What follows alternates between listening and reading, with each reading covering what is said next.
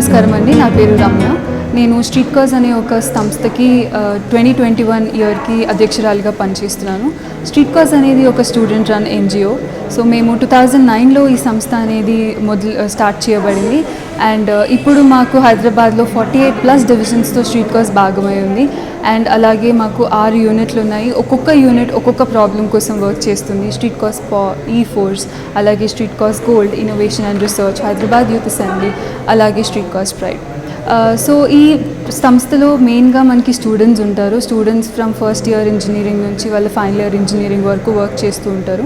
వాళ్ళు ఒక్కొక్క ఇయర్ వాళ్ళు వర్క్ చేస్తున్న దాన్ని బట్టి వాళ్ళ డెసిగ్నేషన్ అనేది మారుతూ ఉంటుంది. So it's totally student driven organisation. And మా అలుమ్ని అనే వాళ్ళు స్టూడెంట్ ఏజ్ క్రాస్ చేసి they are doing very great job. ఇప్పుడు మా founder Akhilesh Jukkareddy garu he's been HR manager for Wipro company. అలా మాకు చాలా అలుమ్ని ఎవరైతే స్ట్రీట్ కాజ్లో పని చేసి ఇప్పుడు చాలా గొప్ప పొజిషన్లో వర్క్ చేసే వాళ్ళు చాలా ఉన్నారు. అండ్ వాళ్ళ సపోర్ట్తోనే మేము అది ఇంకా ముందుకి డెవలప్ చేయగలుగుతున్నాము. అలాగే ప్రస్తుతం మాకు ఇప్పటి వరకు స్ట్రీట్ కాజ్లో 8,000 ప్రాజెక్ట్స్ జరిగాయి. 8,000 కంటే ఎక్కువగా ప్రాజెక్ట్స్ జరిగాయి. అండ్ ఈ ఇయర్ మేము జనరల్గా అయితే చాలా ప్రాజెక్ట్స్ పర్మనెంట్ ప్రాజెక్ట్స్ చేసేవాళ్ళం. విలేజెస్లోకి వెళ్ళి ఆర్ఫనేజెస్, ఓల్డ్ ఏజ్ హోమ్స్, అలాగే గవర్నమెంట్ స్కూల్స్లో వర్క్ చేయడం, ఇలాంటి చాలా ప్రాజెక్ట్స్ టేకప్ చేసేవాళ్ళం. కానీ ఇప్పుడు ప్రజెంట్ కోవిడ్ సిచ్యువేషన్ ఉండడం వల్ల మాకు ఎక్కువగా వాలంటీర్స్ని బయటకు పంపడం కానీ లేదా మేము సర్వీస్కి వెళ్ళడం కానీ మాకు సర్వీస్ రావడం కానీ చాలా లిమిటెడ్ అయిపోయింది. అలాగే బయట మేము ఒకరికి హెల్ప్ చేయాలంటే అట్మోస్ట్ సేఫ్టీ ప్రికాషన్స్ తీసుకోవాలి. మేము అన్ని తీసుకుంటూనే చేస్తున్నాము. కానీ మా వే ఆఫ్ వర్కింగ్, మా ప్రాజెక్ట్స్ వే అనేది మారింది ఈసారి. సో ఎప్పుడు మేము ఫుడ్ డిస్ట్రిబ్యూషన్ ప్రాజెక్ట్ కానీ లేదా నెలవారీ సరుకులు ప్రొవైడ్ చేయడం కానీ అలాంటి ప్రాజెక్ట్స్ చేయలేదు. కానీ ఇప్పుడు కోవిడ్ సిచ్యువేషన్ ఉండడం వల్ల మేము 10 స్లమ్ ఏరియాస్ని సెలెక్ట్ చేసుకొని ఆ 10 స్లమ్ ఏరియాస్లో 270 మంది ఫ్యామిలీస్కి మేము ఎవ్రీ మంత్ గ్రాసరీస్ ఇస్తున్నాము. వాళ్ళకి కావాల్సిన బియ్యం, ఉప్పు, పప్పు, వాళ్ళకి కావాల్సినవన్నీ with medicine and sanitary napkins and all ఉమెన్కి అవన్నీ ప్రొవైడ్ చేస్తున్నాము. సో అలాగే మేము ఫుడ్ డిస్ట్రిబ్యూషన్ ప్రాజెక్ట్ స్టార్ట్ చేశాము. గత 10 రోజుల నుంచి రోజుకి ఒక 200 మందికి ఫుడ్ ప్రొవైడ్ చేసే ప్రోగ్రామ్ రన్ చేస్తున్నాము. అలాగే మేము ఆర్ఫనేజెస్లో ఇప్పుడు కోవిడ్ సిచ్యువేషన్ ఉండడం వల్ల ఆర్ఫనేజ్లో ఉన్న పిల్లలకి చదువుకోవడానికి చాలా ఇబ్బంది అయిపోతుంది. వాళ్ళకి జూమ్ కాల్ కానీ ఎలాంటి నెసెసిటీస్ లేవు, వాళ్ళకి సిస్టమ్స్ కానీ నెట్ కానీ ఎలాంటి ప్రొవిజన్ లేదు. సో అలాంటి పిల్లలకి మేము ఒక డిజిటల్ క్లాస్ రూమ్ అనేది సెట్ చేస్తున్నాం.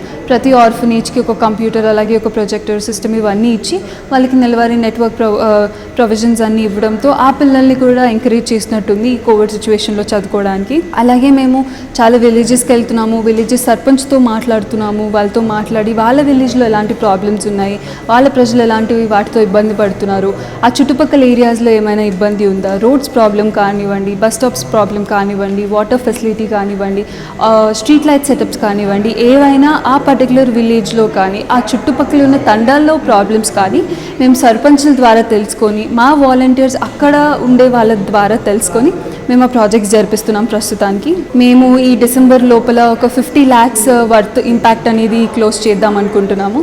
ఈ ఇయర్ ఎండ్ అయ్యేలోపు ఇప్పుడు బయట ఎక్కువ అవసరం ఉంది కాబట్టి మేము ఎంత సహాయం చేయగలిగితే అంత చేస్తాము. మేము వెళ్ళి సర్వేస్ తీసుకోవడమే కాదు, మా దృష్టిలోకి ఏదైనా సర్వే వచ్చినా కూడా, మా దృష్టిలోకి ఏదైనా ఒక ప్రాబ్లం వచ్చినా కూడా దానికి మేము ఏ విధంగా పూర్తిగా మేము కొన్ని ప్రాబ్లమ్స్కి పూర్తిగా మేము సొల్యూషన్ ఇవ్వలేకపోవచ్చు. కానీ మా వల్ల ఎంత అవుతుందో అంతవరకు చేస్తాము. ఈ కోవిడ్ వల్ల చాలా మారింది ప్రీవియస్ దానికంటే ఇప్పుడు కంటే. ఫండ్ రేజింగ్ కానివ్వండి, మాకు వచ్చే డొనేషన్స్ కానివ్వండి, లేదా మేము బయటకు వెళ్ళి హెల్ప్ చేసేది కానివ్వండి. కానీ మేము స్ట్రీట్ కాజ్ కోవిడ్ గైడ్లైన్స్ పాటిస్తూ ప్రతి చోట శానిటైజ్ చేసుకుంటూ, మాస్క్ వేసుకుంటూ, PPE కిట్స్ వేసుకుంటూ ప్రతి రూల్స్ అండ్ రెగ్యులేషన్స్తోనే ప్రాజెక్ట్స్ చేస్తున్నాము. సో దట్ మాకు రాకుండా మా నుంచి ఇంకెవరికి స్ప్రెడ్ అవ్వకుండా చూసుకుంటున్నాము. సో జనరల్గా స్ట్రీట్ కాజ్లో మేము ఫండ్ రేజింగ్ మాకు ఎలాగైతే ఇప్పుడు 48 డివిజన్లు అలాగే 6 యూనిట్లు ఉన్నాయో ప్రతి ఒక్కరు వారి ఫండ్ రేజర్స్ చేసుకుంటారు. జనరల్గా ఈ టైంకి లాస్ట్ టైం డాండియా అని డిఫరెంట్ ఎంటర్టైన్మెంట్ ప్రోగ్రామ్స్ అని మాకు మేజర్ ఫండ్ రేజర్ ఒకటి రన్ ఫర్ కాజ్ 6 అని last time run for cause 6 జరిగింది. అందులో మేము ఇట్స్ లైక్ అ మ్యారథాన్ అనమాట, ఎయిర్టెల్ మ్యారథాన్ అలాంటి కైండ్ ఆఫ్ థింగ్. సో మేము అందులో ఒక 50 లక్షలు రేస్ చేసాము. అందులో 75% మేము ప్రాజెక్ట్స్కి ఉపయోగించాము after the event expense, and అందులో 68% అమౌంట్ ఆల్రెడీ స్పెండ్ అయిపోయింది. సో మాకు మేజర్గా ఫండ్ వచ్చేది అంటే it's through donations, and second thing is through fund razor's. So జనరల్గా ఫిజికల్ ఫండ్ రేజర్ అయితే మేము బయట గేమ్స్, స్పోర్ట్స్ ఈవెంట్స్, లేకపోతే ఎంటర్టైనింగ్ ఈవెంట్స్ ఇవన్నీ పెట్టి ఫండ్ రేజ్ చేసేవాళ్ళము. కాకపోతే ఇప్పుడు కోవిడ్ ఉండడం వల్ల గ్యాదరింగ్స్ ఎక్కువ సపోర్ట్ చేయవు కాబట్టి మేము ఆన్లైన్ ఫండ్ రేజర్స్కి వెళ్తున్నాము. ఆన్లైన్లో పెయింటింగ్ కాంపిటీషన్స్ పెట్టడం, లేదా story telling or essay writing something అట్లా చిన్న చిన్న ఫండ్ రేజర్స్తో మేము డొనేషన్స్ రేజ్ చేస్తున్నాము. అలాగే ఎవరికైతే ఇంట్రెస్ట్ ఉందో వాళ్ళంతా మాకు జనరల్గా every month so and so amount donate చేస్తున్నారు. సో దట్ అమౌంట్తో మేము ఇప్పుడు ప్రస్తుతం ప్రాజెక్ట్స్ చేస్తున్నాము. సో ప్రస్తుతం మా ఆర్గనైజేషన్ అనేది ఓన్లీ తెలంగాణలో ఉంది. సో ఫస్ట్ మేము తెలంగాణలో ఎంత అయితే అంత మంది స్టూడెంట్స్ని గ్యాదర్ చేసి హైదరాబాద్లో ఎక్స్పాండ్ అయిన తర్వాత మేము వేరే స్టేట్స్కి కానీ, వేరే డిస్ట్రిక్ట్స్కి కానీ, దెన్ వేరే సిటీస్కి కానీ వెళ్దాం అనుకుంటున్నాము. ఫస్ట్ అయితే it's only established in Hyderabad. Street కాజ్కి ఒక వెబ్సైట్ అనేది బిల్డ్ చేస్తున్నాము. సో దాట్ మాకు ప్రతి ఒక్క మెంబర్ ఎవరైతే స్ట్రీట్ కాజ్లో జాయిన్ అవుతారో వాళ్ళందరినీ మేము ఆ పర్టికులర్ యాప్లో రిజిస్టర్ చేయించేలాగా, అలాగే స్ట్రీట్ కాజ్ కోసం ఒక ఆఫీస్ ఒక స్టేబిలైజ్ చేస్తున్నాం స్ట్రీట్ కాజ్ ఆర్గనైజేషన్ని. సో ఒక్కసారి మా ఆర్గనైజేషన్ హైదరాబాద్లో స్టెబిలైజ్ అయితే అప్పుడు మేము వేరే సిటీస్ లైక్ బెంగళూరు, పూణే ఇట్లా షిఫ్ట్ అవుదాం అనుకుంటాం, ఎక్స్పాండ్ చేయడం అనుకుంటాం. సో మా ఆర్గనైజేషన్లో స్టూడెంట్స్ జాయిన్ అవ్వాలి అంటే డిఫరెంట్ కాలేజ్లో, ఒకవేళ వాళ్ళ కాలేజ్లో ఆల్రెడీ స్ట్రీట్ కాజ్ అనేది భాగమై ఉంటే వాళ్ళ కాలేజ్లో రిక్రూట్మెంట్ స్టార్ట్ అయినప్పుడు, ఓపెనింగ్ స్టార్ట్ అయినప్పుడు వాళ్ళు ఇంటర్వ్యూ అటెండ్ అయ్యి జాయిన్ అవ్వచ్చు. లేదు వాళ్ళ కాలేజ్లో స్ట్రీట్ కాజ్ ఇంకా సెటప్ అవ్వలేదు అంటే మీరు ఒకసారి మాకు streetcause@gmail.comకి మాకు ఒకసారి మెయిల్ చేస్తే, లేదా మా ఇన్స్టాగ్రామ్ పేజ్లో మాకు తెలియజేస్తే దట్ మీరు ఇంట్రెస్టెడ్ ఉన్నారు కానీ మీ కాలేజ్లో మీకు ఆ ప్రొవిజన్ లేదు అనుకున్నప్పుడు మేము మీకు ఎలా చేయాలి, మీ అంతటా మీరే ఒక యూనిట్ని సెటప్ చేయొచ్చు. మీ పర్టికులర్ కాలేజ్లో మీ అంతటా మీరు స్ట్రీట్ కాజ్ యూనిట్ని మీ కాలేజ్లో సెటప్ చేసి అలా మీరు ఒక టీమ్ని ఫామ్ చేసుకొని మీరు మా కింద ఒక స్ట్రీట్ కాజ్ డివిజన్ లాగా వర్క్ చేయొచ్చు. అలాగే స్ట్రీట్ కాజ్ E4స్లో మాకు 50+ స్కూల్స్ కొలాబరేట్ అయి ఉన్నాయి. సో E4స్లో చిన్నపిల్లల నుంచే చిన్నప్పటి నుండే ఎన్వైరన్మెంట్కి సంబంధించిన ఇష్యూస్ ఎలా సాల్వ్ చేయాలి, ఆ ఇష్యూస్కి పిల్లలు ఎలా బేస్మెంట్ ఇవ్వాలి అన్న దాని గురించి వర్క్ చేస్తారు. స్ట్రీట్ కాజ్లో ఉండడం వల్ల జనరల్గా పిల్లలందరూ అంటే స్టడీస్ ఎఫెక్ట్ అవుతాయేమో అని భయపడతారు, కానీ అలా కాదు. అసలు street cause it will add on to our education. So మాకు చాలా ప్రెజర్ హ్యాండ్లింగ్ కండిషన్స్ కానివ్వండి, పబ్లిక్ స్పీకింగ్ కానివ్వండి, లేకపోతే బయట ఇప్పుడు ఒక చీఫ్ గెస్ట్ దగ్గరికి వెళ్ళాలి, లేదా ఒక స్పాన్సర్షిప్ మీద వర్క్ చేయాలి, రియల్ లైఫ్ ప్రాబ్లమ్స్ మీద వర్క్ చేసినట్టు అనిపిస్తుంది. మనం ఏదైతే ఆఫ్టర్ అవర్ ఎడ్యుకేషన్ మనం కార్పొరేట్లో వర్క్ చేస్తామో like almost the same experience మీరు స్ట్రీట్ కాజ్లో వర్క్ చేయడం వల్ల మీకు వస్తుంది. జనరల్గా మోస్ట్లీ మా చేతిలో ఉన్న ఇష్యూస్ని మేము టేకప్ చేస్తాము. ఇప్పుడు గవర్నమెంట్ స్కూల్స్ ఉన్నాయి, ఇట్స్ మోస్ట్లీ గవర్నమెంట్తో లింకప్ అయి ఉన్న ప్రాజెక్ట్స్ అవి. కాకపోతే పిల్లలకి బుక్స్ ఇవ్వడము, లేదా ఆ స్కూల్ రెనోవేషన్స్ చేపించడము, వాష్రూమ్ రెనోవేషన్స్ చేపించడం మేము చేస్తాము. బట్ మోస్ట్లీ మా చేతిలో ఉన్నంత వరకు చేస్తాం, కానీ గవర్నమెంట్ని అప్రోచ్ అవ్వడం అది చాలా తక్కువగా జరుగుతుంది. నా పేరు యశస్విని. నేను స్ట్రీట్ కాజ్ ఎగ్జిక్యూటివ్ బోర్డ్ నుంచి మాట్లాడుతున్నాను.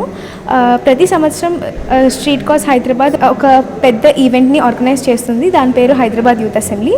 దీంట్లో ప్రతి కాలేజ్ నుంచి సిటీలో ఉన్న అందరి యూత్ని మేము రీచ్ అవుతూ ఉంటాము. మూడు సెలెక్షన్ క్రైటీరియాస్ ఉంటాయి. ఒకటి గ్రూప్ డిస్కషన్, ఇంకోటి పర్సనల్ ఇంటర్వ్యూ, అండ్ ఇంకోటి ఇండక్షన్ ప్రోగ్రామ్.